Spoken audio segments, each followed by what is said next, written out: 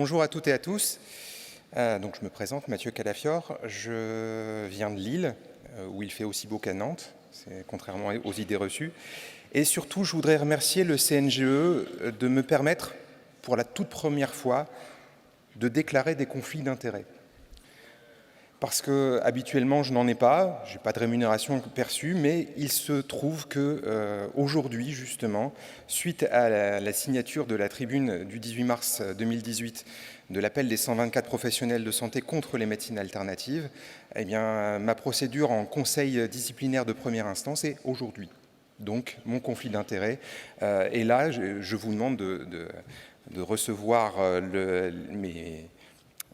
ma présentation avec cette arrière-pensée que je ne suis pas forcément d'emblée favorable, notamment à l'homéopathie.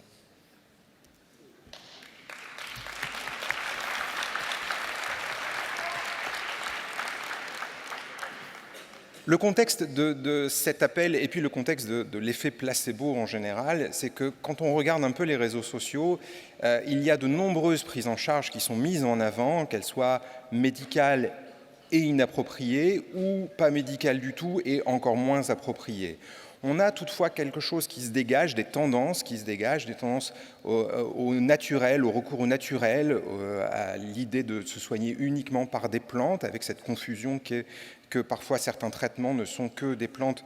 L'homéopathie n'en fait pas partie, puisque je vous rappelle que notamment le psilococcinum, par exemple, c'est du foie de canard putréfié qui est ensuite dilué, donc c'est absolument pas de la phytothérapie. Mais sur les réseaux sociaux, on voit aussi fleurir de plus en plus la peur du chimique, que les médicaments ne seraient que quelque chose qui aurait été fabriqué en laboratoire et qui nous voudrait du mal. Alors que finalement, les médicaments et les médicaments qui ont un effet placebo, ce qui ressort, c'est qu'à défaut de faire du bien, ça ne peut pas faire de mal.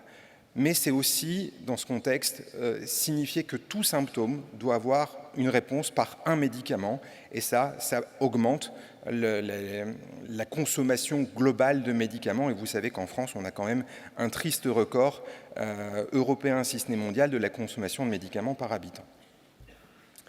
Quand on regarde un peu plus près, il y a quand même une question de confiance aussi des patients vis-à-vis de nous, médecins, les patients nous considèrent plus ou moins comme tous vendus à l'industrie pharmaceutique, surtout avec les problèmes de vaccination, par exemple, où les patients estiment que si on vaccine autant les enfants, alors que finalement on vaccine moins qu'il y a quelques années, c'est parce qu'on toucherait une espèce de subside de la part de l'industrie pharmaceutique.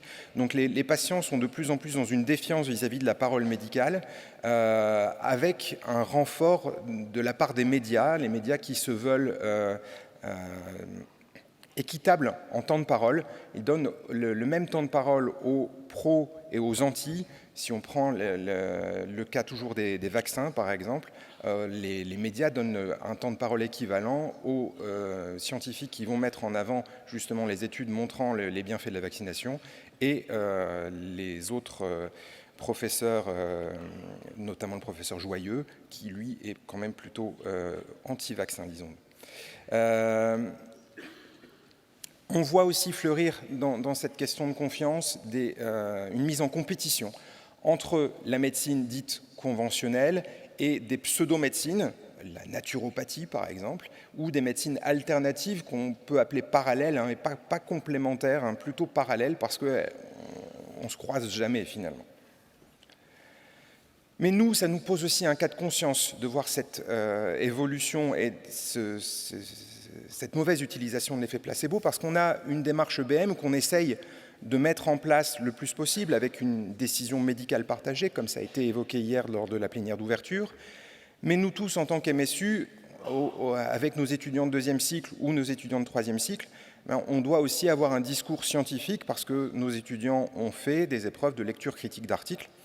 Nos étudiants de troisième cycle viennent en stage en niveau 1, niveau 2, et on se doit de leur apporter les éléments qui vont faire en sorte que leur formation soit la plus scientifique et la plus honnête possible.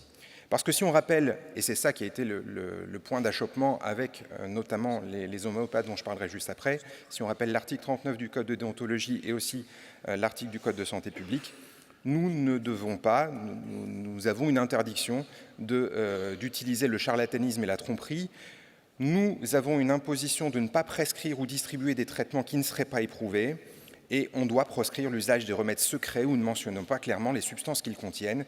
Là, vous voyez que forcément, on va avoir un conflit directement avec notamment l'homéopathie, puisque quand on regarde les publications scientifiques, et elles sont nombreuses, l'homéopathie n'a pas prouvé plus d'efficacité que l'effet placebo. Donc clairement, on pourrait se dire, ben oui, finalement, si c'est un effet placebo, on sait que l'effet placebo marche, en simple ou en double aveugle, ça marche, ou même en non aveugle du tout, on a quelques publications qui montrent que ça marche.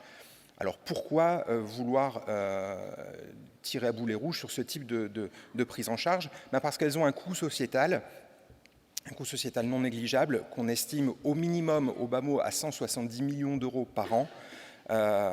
Ce coût-là